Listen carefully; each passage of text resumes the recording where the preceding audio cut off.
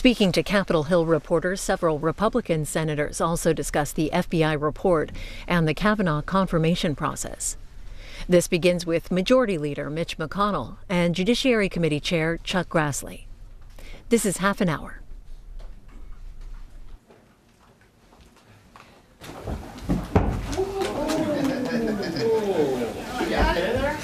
right. I didn't fall. Stuck it. Stuck the landing.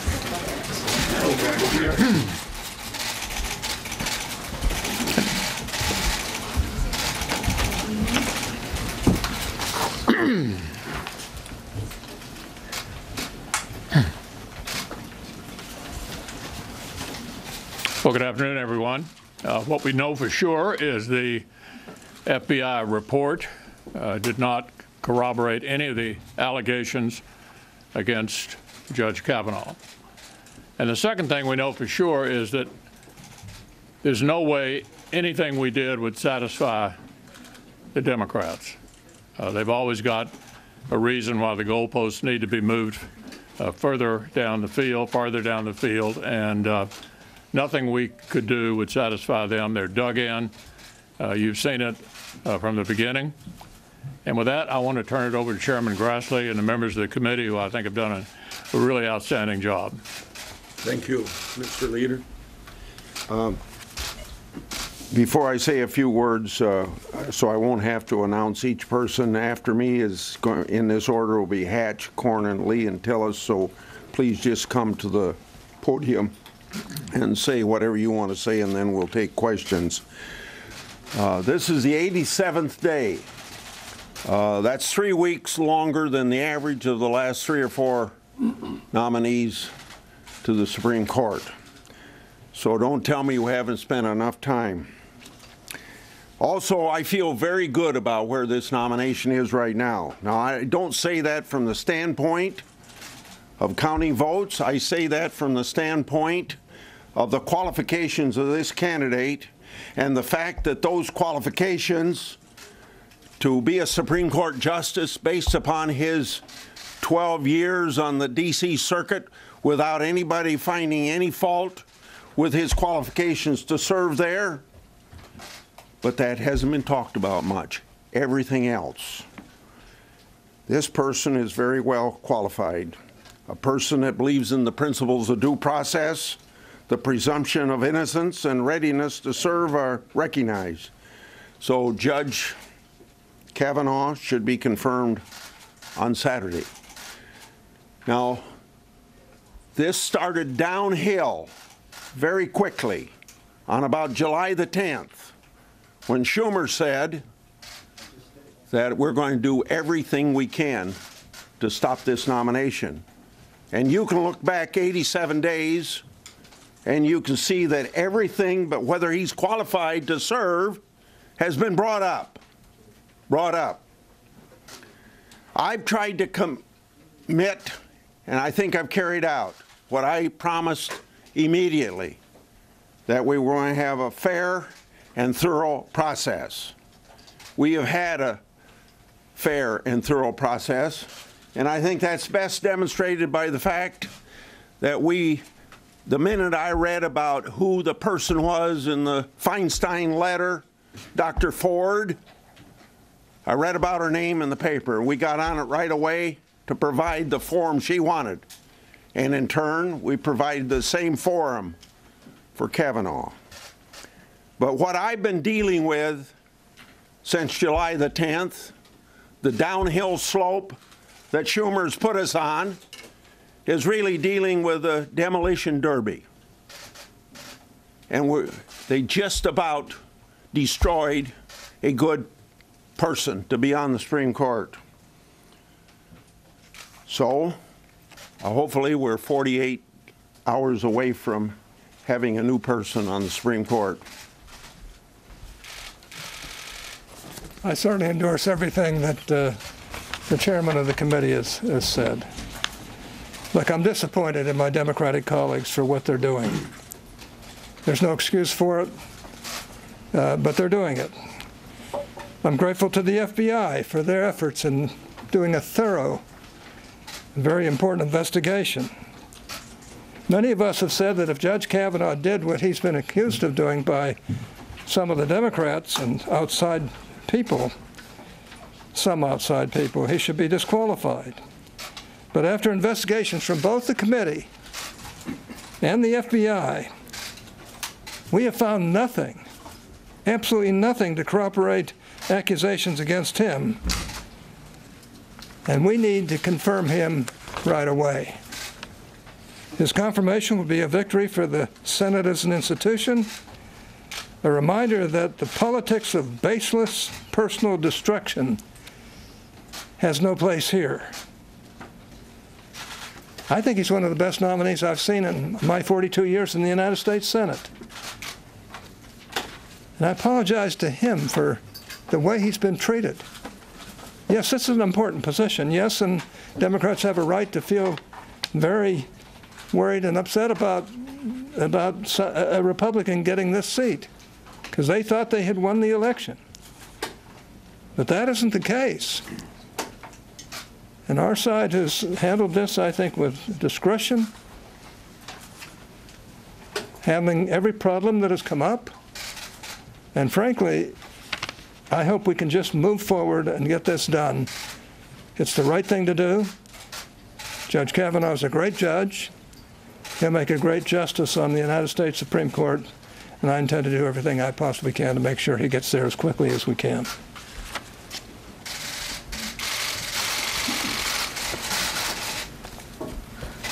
Our friend, the senior senator from Minnesota, said about this confirmation process, she said, this is not normal. Well, I agree with her. Because if this is the new normal, woe be to the Senate and any nominee that would be subjected to the unacceptable character assassination that we've seen directed at this nominee in this case. If that's the new normal, I don't know who would want to serve, and frankly, I think people would be justified in losing any respect for the Senate and the way it conducts itself during the confirmation process. So more is at stake than just this nomination and the Supreme Court. The Senate itself is on trial here. A vote against Judge Kavanaugh tomorrow will be an endorsement of the mishandling of this confirmation process because of hiding relevant information that could have been examined on a bipartisan basis in a way that respected Dr. Ford's request for privacy, and gotten to the bottom of this, as we have attempted to do now with 20 million people watching on television.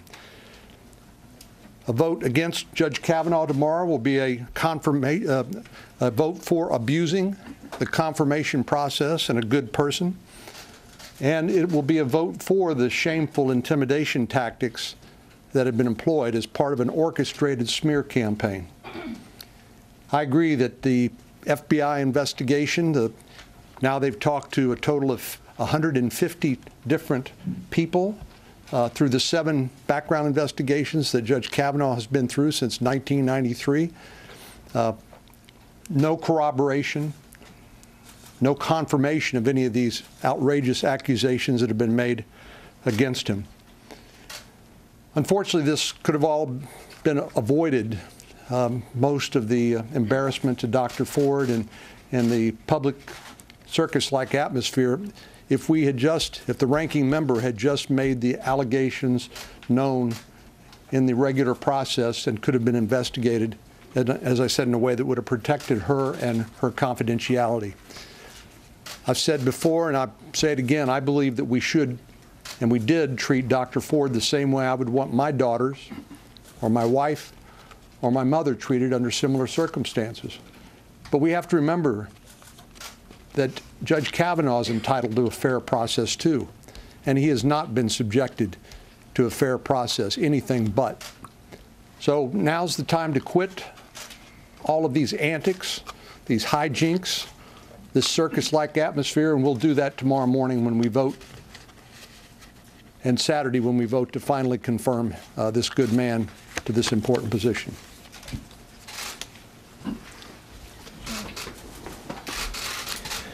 The process of reviewing the FBI reports that we received this morning has been exhaustive. It has been a collaborative process with my colleagues. It occurred in a classified environment because these are documents that we're not allowed to disclose to the public.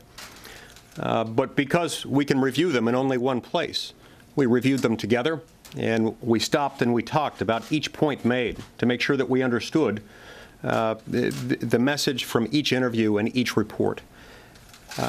Although that part of it, by operation of law, is not allowed to be public, I want to give you the assurance that we treated these documents just as we've treated each and every allegation with utmost seriousness, with a desire to do nothing more than search for the truth. And just as we've spent hours upon hours hearing testimony in open hearings before the public, we've also spent hours upon hours reviewing these documents in a classified environment.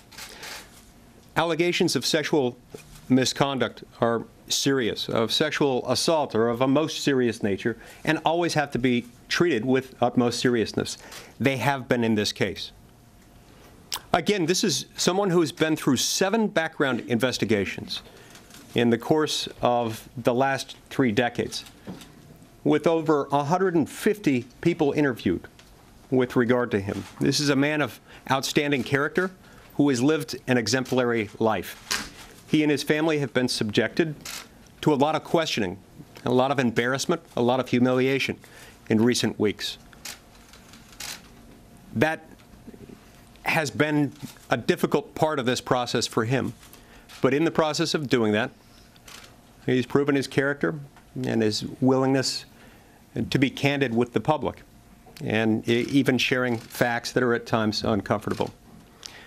I'm convinced of this man's character, of his truthfulness, of his qualifications to serve on the Supreme Court of the United States. I wholeheartedly support his confirmation and look forward to voting for him in the coming hours.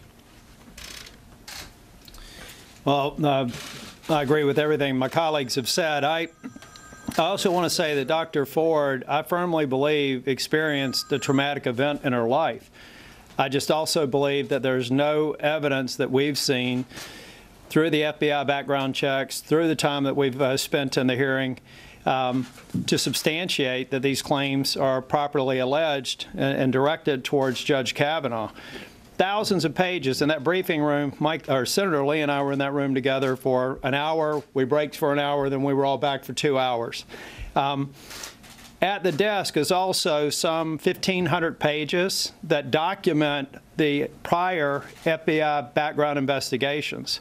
And in none of those was there any reference, and keep in mind, this goes back 23, 24 years. This would have only been 6 or 7 years after he was out of college. Certainly, if it was in recent memory, you would have seen some whiff or some suggestion, and yet there was none. The last thing I'll leave you with is it appears as though since one of the tacks that some of my colleagues on the other side of the aisle have taken here is not working, they're not really able to substantiate the allegations. Now they've moved to this narrative of the way he behaved in the hearing last week was somehow putting to question his judicial temperament. In the 31 hours that he was before the Judiciary Committee, I saw Judge Kavanaugh. He was extremely patient with unfair questions being cut off, but he maintained his poise throughout those 32 hours with very few breaks. Last week, I saw Brett Kavanaugh. I wasn't judging him as a judge.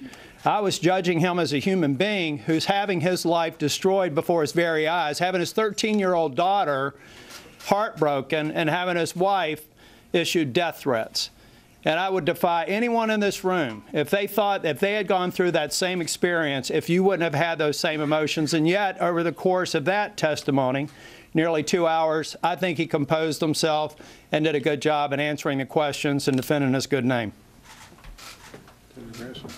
We're ready for questions. Direct them to whoever you want to answer. Chairman Grassley, can you explain to us how you came up with your list of who should be interviewed by the FBI? I think I'll let you do that because you were at the same meeting I was at. We did not come up with a list of people who the FBI should interview. The FBI was requested to conduct an investigation into any and all credible current accusations of sexual misconduct by Judge Kavanaugh. and the FBI made the decision from there as to who to interview. So then as a follow-up to that, why not have the FBI interview people in whom Christine Blasey Ford confided in over the years? Aren't those kinds of conversations usually key to sexual assault investigations? They did, and I think I answered your question. Our request was to the White House. The White House then made the request of the FBI to conduct a supplemental investigation into current, credible accusations of sexual misconduct. They did that. Just to be clear, that we did not give them a list of people and only these people they can speak with. We went back to have them go back and to those who issued statements, speak with them. But a part of the protocol when you do a criminal background investigation, is there anyone else I should speak to? And in fact, when they went through that, they identified some others who hadn't put forward statements before. We saw that in the record this morning. Senator, Christine Blasey Ford's attorneys have said specifically that there's 8 additional witnesses interviewed. And Deborah Ramirez's attorney said there could be 20. There should be an additional 20 witnesses interviewed. Potentially people who could corroborate these accounts. Why not green light the FBI, tell the White House to green light the FBI to interview these additional witnesses? The FBI has gotten all the permission they need in order to interview whoever they think is necessary. There has been no one to corroborate any of the allegations made by Dr. Ford or by Ms. Ramirez. And the FBI has reported that back to us. They have followed additional leads. But the whole purpose of this is delay. This is not a search for the truth anymore. It became clear early on when this allegation by Dr. Ford was hidden from the committee and handled in such an extraordinary way against her wishes and without her consent.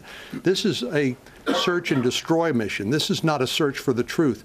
We've done everything we can to treat both Judge Kavanaugh and Dr. Ford fairly and treat all allegations made seriously. That's been exhaustively studied by the FBI as well as Judiciary Committee staff. There really isn't anything else. The President has said that there shouldn't be even a little doubt, given the fact that the accusers are suggesting that there are additional people who could corroborate their stories. Are you confident that you have eliminated any cloud of doubt? All of the people identified by Ms. Ramirez and Dr. Ford have testified contrary to the way Ms. Ramirez and Dr. Ford have alleged. And so the witnesses they have identified saying they were present at the event have all refuted their allegations. So I think that ought to settle it. On a slightly different note, one thing that was noticeable at the committee hearing was when Christine Blasey Ford said that it was not clear that the committee would go to California to interview her. I'm just curious, Chairman Grassley, you've already referred some charges to the DOJ regarding uncorroborated allegations. I'm wondering, will the committee take any kind of action against the attorneys for Dr. Blasey Ford? We don't prosecute. Or will you refer them to the ABA? Right now, I'd say I don't know, and I don't know whether there's any reason to. I think that what I'd like to do when we get all done, because this is almost rock bottom, I would like to have the future mending things so we can do things in a collegial way that the United States Senate ought to do, and particularly when it comes to Supreme Court nominations. And you folks can have something to do with this. Now, I would never use the word fake news. I consider you folks policemen for our democratic system of government. But I want to show you where some of you have bias. I've had demonstrators in my office for 2 weeks now, both for Kavanaugh and against Kavanaugh. And one time, the people that were for Kavanaugh wanted to be interviewed. And they said, we're only interested in interviewing people against Kavanaugh. Now, that's a bias that none of you should be proud of. Chairman Grassley, Dr. Ford's legal team has sent a letter to the FBI, and they're characterizing this investigation as a stain on the process, on the FBI, and on our American ideal of justice. What's your response to that characterization? I'll give you. Let the FBI do what the FBI is hired to do and keep political interference out of it. And my making a call to the FBI that you ought to do something is political interference. I made no call to the FBI since this whole process started a week ago, and I'm not going to. I never had any conversation with anybody in the White House because I got confidence in the FBI. They go where the facts lead them. Well, I think it's also important to consider the source. This is a legal team that when we formally communicated on more than one occasion that we would come to California and have a confidential interview and on her terms, for Dr. Ford to testify she wasn't aware of that really makes me wonder the competency of the folks that she has advising her. Either the competency or the political bias that they have. And also for Chairman Grassley, how do you think history is going to judge what Christine Blasey Ford has done? Well, of course, none of us have that perspective yet. But I hope what history documents is that what I said earlier, that once we learned of her identity, once her name was leaked, contrary to her wishes and without her consent to the public, and she was forced to tell her story not in a safe, confidential setting, but in a circus-like atmosphere, I hope we did the best we could under those awful set of circumstances to treat her with respect and dignity and listen to her. But that doesn't mean that we forget our basic concepts of fair play and constitutional due process. That's why we've tried to interview every witness that has any alleged knowledge of relevant facts, and because we believe we're a country that believes in the presumption of innocence and due process of law. And what we know now is there is no corroboration. No one confirms the allegations of Dr. Ford, even people she identified as being present at the scene. So I believe we've done the best we could under these circumstances, given the incredible mishandling of Dr. Ford's allegation by the ranking member on this Judiciary Committee, to try to treat everybody fairly. But it's time now to vote, and that's what we're going to do starting tomorrow morning. Hold on, anybody on the back row? I want to say something. Will the public ever be able to I want to see say this? something before you ask your question. As someone who actually tried cases in the federal court system, and in front of two of the most notorious judges in the history of our country, and one case is in front of them, by the way, I want you to know I take this stuff very, very seriously.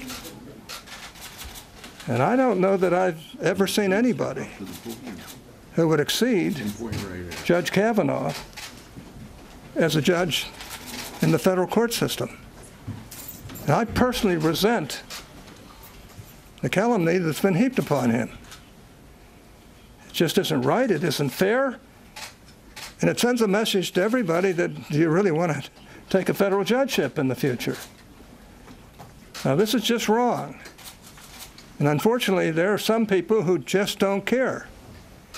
And they know that these judges on the Supreme Court are going to handle very, very difficult issues. Now, I'm sure that when the judge is there on the Supreme Court, he'll decide issues that will terribly disappoint Republicans and maybe terribly disappoint Democrats from time to time. But I know one thing, he's honest, and he will decide cases based upon the law, and he'll do a good job in doing it. That's one reason why we feel so deeply about this. And frankly, I resent this business of taking on anybody that is from the Republican Party or the Democratic Party for a federal judgeship. It's really irritating. As though these people who have spent a lifetime getting AV ratings, the highest rating you can have from the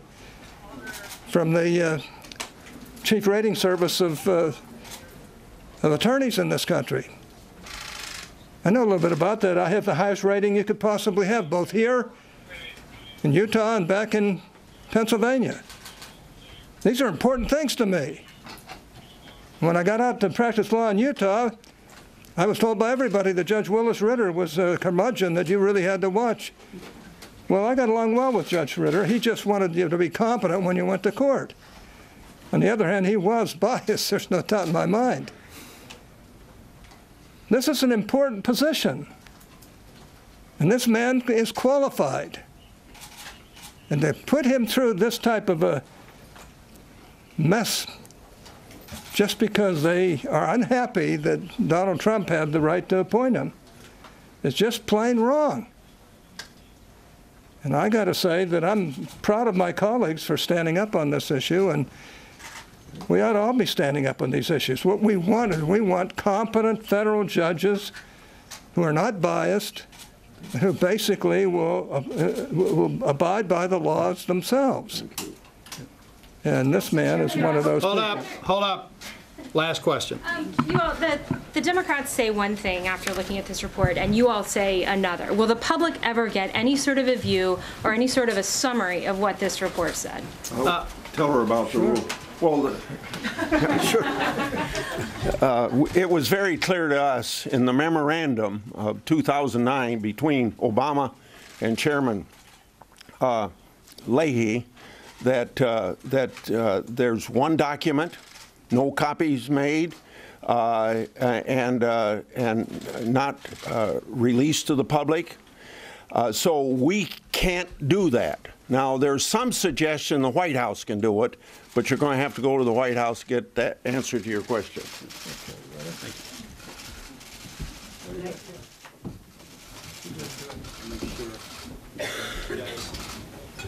They don't break you and they don't break the cameras.